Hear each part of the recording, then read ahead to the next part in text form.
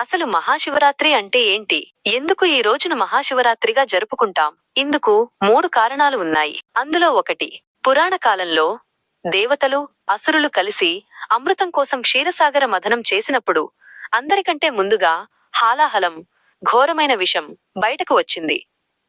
లోకాలను రక్షించటం కోసం శివుడు ఆ గరళాన్ని మింగివేశాడు. అయితే ఆ రాత్రి శివుడు నిద్రపోతే ఆ విషం శరీరమంతా వ్యాపించే ప్రమాదం ఉందని గ్రహించి ఆయనకు నిద్ర రాకుండా ఉండటానికి దేవతలు, అసురులు కలిసి 5 జాముల కాలం పాటు ఏకధాటిగా ఆడిపాడారు.